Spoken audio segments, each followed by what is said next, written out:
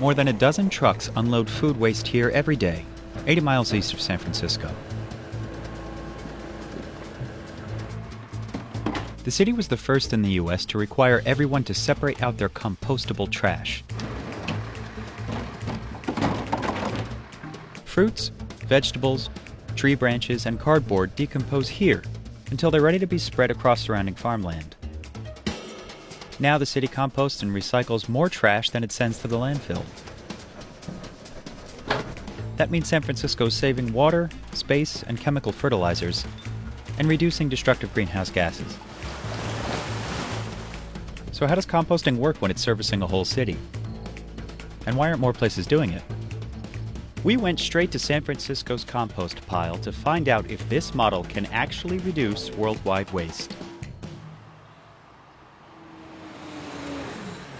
An employee-owned company called Recology collects all of the trash, recycling, and compost that San Francisco throws away. Since 2015, every home and business has used a separate bin for their food and yard waste. It ends up here, at this industrial composting yard.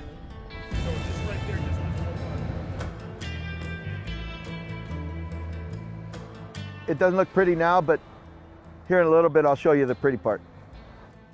The process is designed to mimic what happens in nature. It's just like leaves falling on the ground around a tree. But instead, we're using banana peels and coffee grounds. We're making a beautiful nutrient-rich compost. The whole thing takes 60 days, and it does require machinery like this. This one here is a Lubo screen. What it uses is big rubber stars. And all the organics fall through, and everything else bounces over the top of the stars as they spin. The separator weeds out most of the plastic that people accidentally put in the compost bin. That goes to the recycler or the landfill. An 8-foot wide trommel spins everything to sort it again by size, this time into smaller pieces. The larger things pass by over the top on a conveyor belt. Workers like Abby Morales pick out chunks of wood, metal, or anything that is too large to break down in the compost process. A lot of people look at this as trash, and for the most part, that's what it is, trash. But at the same time, the other day I was just doing my job, and in the trash I found a treasure, $20.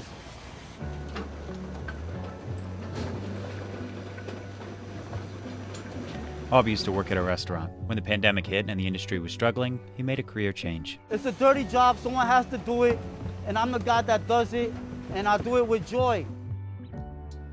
The next step falls to the site's tiniest workers, microorganisms that chow down on the organic material.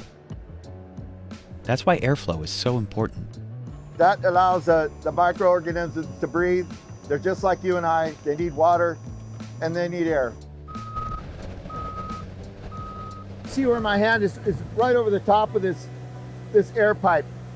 What this does is it forces air up through the compost. The microbes also need just the right temperature. We'll reach temperatures from 160 to the 130s. These microorganisms are real finicky. If you have a too hot of a system, they'll die off. If it's too cold, they won't grow. Pipes run underneath the compost rows and draw harmful gases to piles of chopped up almond trees called biofilters. This stuff, believe it or not, came from across the street from one of the farmers. Microbes in the biofilters destroy these gases and prevent them from releasing into the atmosphere. The biofilter will last about 3 years before it loses its composition and we have to replace it. They spray water onto the compost rows to keep the material moist throughout the entire process. You've seen all the ugly part, now you're going to see the pretty part. Well, at least what we call pretty. 2 months after the scraps first land here, this machine screens the compost one last time to remove any leftover pieces of plastic. Here's what you see in the finished product. Nice moisture content, a lot of organics in there. Every ton of food and yard waste transforms into a little under half a ton of finished compost. That's because a lot of the water weight evaporates in the composting process. Recology sells it to farms, vineyards, and ranches across the Central Valley in Northern California, and uses the profits to help fund its operations. we talk about farm to fork, we're thinking about fork back to farm. You know, rather than it going to waste, we put it to good use.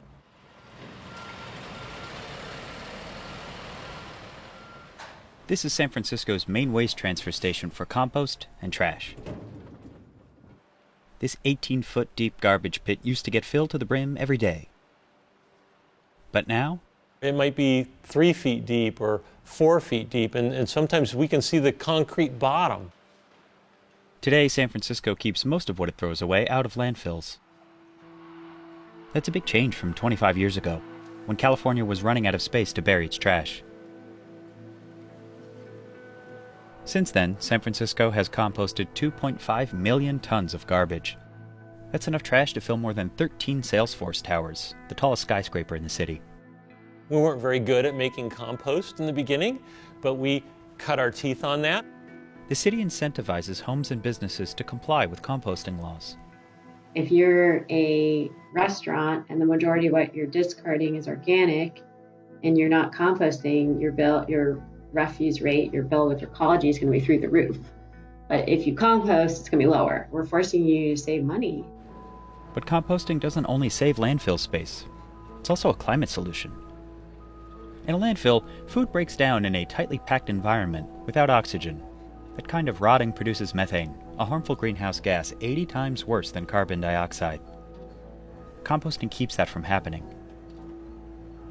And when it's spread on farms, compost helps store CO2 in the soil. So when you compost your food scraps in San Francisco, you're actually helping turn a vineyard into a carbon sink. And there's more. Compost is a natural sponge that attracts and retains water. California growers are willing to try anything to save water after more than 20 years of extreme droughts. So if composting reduces food waste and helps farmers, why aren't more places doing it? There are over 700 composting programs across the U.S. Like San Francisco, the city of Seattle and the state of Vermont have also mandated composting. And 24 states have laws in place banning yard waste from landfills. But the practice is optional in most places, if a municipal program exists at all. In Washington, D.C., you have to drop off your food waste or pay a company to pick it up. New York City canceled its composting program in 2020. It's due to restart in fall 2021, but it still won't cover the whole city. That residential composting program that was discontinued was funded out of their general fund. So obviously it's competing with COVID relief funds, competing with COVID testing funds. That's a hard argument to make politically, right? San Francisco funds its program like a utility, so customers pay Recology directly each month. So that creates that protection around our programs. But composting still isn't the best solution for solving food waste, according to the EPA. It ranks composting second to last. From a carbon perspective, we want food to be eaten by people first or not produced at all. About a third of food produced globally still gets thrown out. But even in a perfect world, You would still have some food scraps. You'd still have some banana peels and apple cores and coffee grounds, and all those things came from a farm, and they ought to be made into compost so they can go back to a farm. starting in 2022, the entire state of California will require compost collection and food donation programs. That means building many more of these facilities across the state. If the state meets its goals, it would save 26 million tons of organic waste from going to landfills and reduce greenhouse gas emissions by about 1% every year. It's just important. It's the right thing to do. We can't just keep burying things and, the problem doesn't go away there. We have to find solutions.